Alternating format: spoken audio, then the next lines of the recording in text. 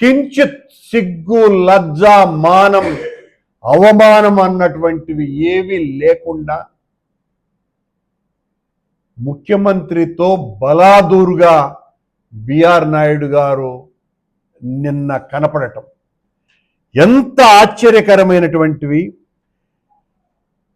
నీతి మాలిన వాడు నిస్సిగ్గుగా తిరుగుతున్నందుకు అపవిత్రమైపోతున్నటువంటి ఈ 7 కొండల్లో ఉన్నటువంటి ప్రతి రాయిని సనాతన ధర్మ పరిరక్షణ కోసమని నడుం బిగించినాను అని చెప్పేటువంటి పవన కళ్యాణానంద స్వాముల వారు మొత్తం కొండలో ఉన్నటువంటి ప్రతి రాయిని కడిగినా కూడా మీ పాపం పోదు, పాప పరిహారం అవ్వదు. ఇంత దుర్మార్గంగా, ఇంత అన్యాయంగా మీరు రాకముందే బిఆర్ నాయుడు గారిని తీసివేస్తారు అని మొత్తం హిందూ సమాజం అంతా భావించింది. కానీ మీరు ఆ పని చెయ్యకపోగా మీతో పాటు భయంగా మీ వెనకాతల దాంకొని గుంట నక్కలాగా, కలువులో ఉన్నటువంటి ఎలుకలాగా తిరుగుతున్నాడు బిఆర్ నాయుడు. జనం ముందుకు రావాలంటే భయం, ఇంట్లో ఉండాలంటే బిడియం.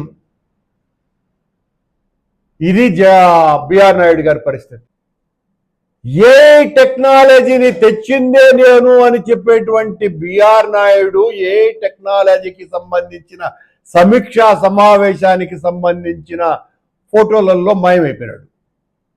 బహుశా ఏ టెక్నాలజీ వలన మాయమైపోయినాడో ఏమో మనకు తెలియదు, కానీ మొత్తానికి ఆయన ఫోటో కనపడాల.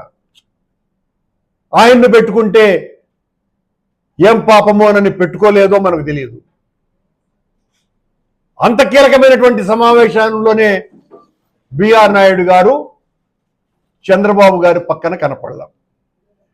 మహాద్వారం దగ్గర ఇఫ్తి కపాల్ ఇచ్చేటువంటి ముఖ్యమంత్రికి ఇచ్చేటువంటి సందర్భంలో అనాదిగా పాలక మండలి అధ్యక్షుడు అక్కడ అర్చకులతో పాటు ఉండి ప్రసాదం ముఖ్యమంత్రికి ఇవ్వటం అన్నది ఒక ఆనవాయితీ.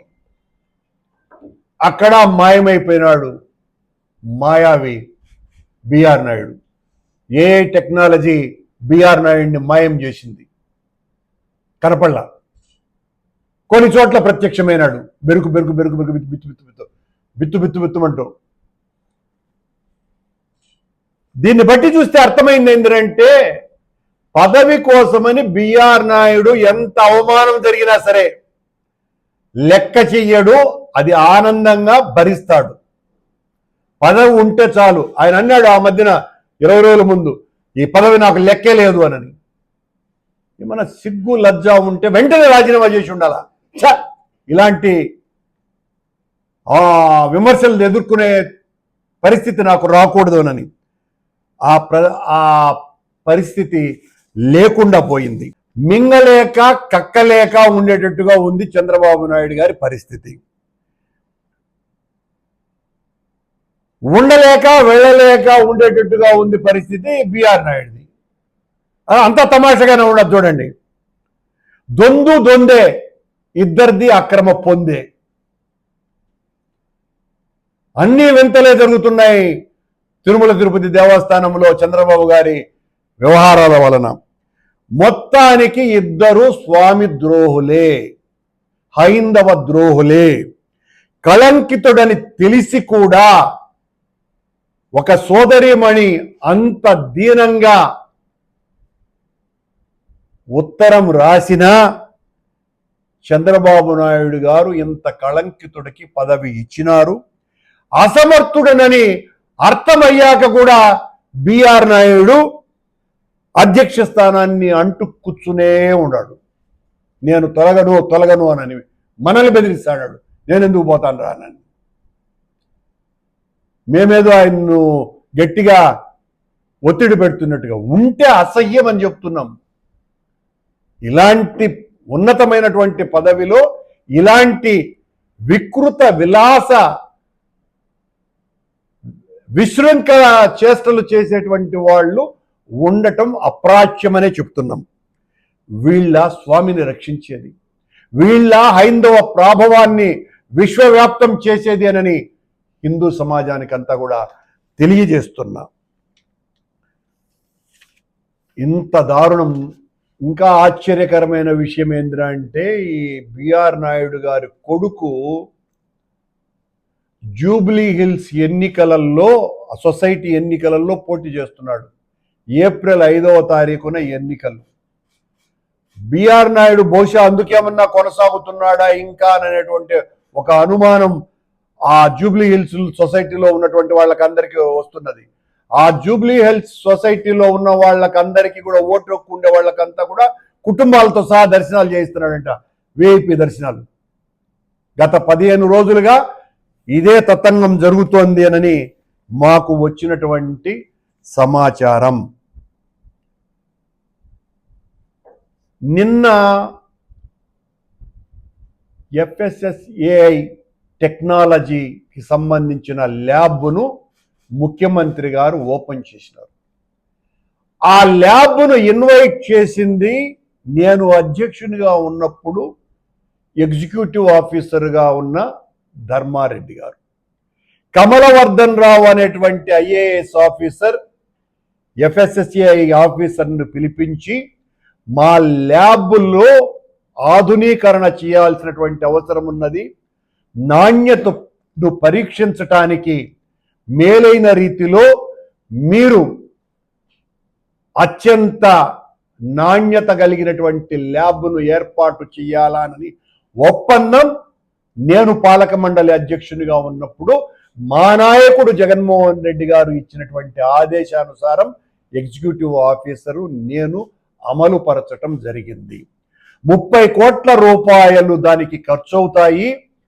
టీటీడీకి డబ్బులున్నాయి కదా, మీరు ఆ డబ్బులు భరిస్తే మేము ఇస్తాము అని చెబితే, మేము ల్యాబ్ను పెడతామని చెప్తే, అలా కాదు, మీకు కేంద్ర ప్రభుత్వం నిధులు ఇస్తాయి కదా, కాబట్టి కేంద్ర ప్రభుత్వ నిధులతోనే, ఆ నిధులతోనే, మీకు ఇచ్చిన నిధులతోనే ఆ ల్యాబ్ను ఏర్పాటు చేయండి అని ఆ ఒప్పందం కుదుర్చుకున్నదే మేము.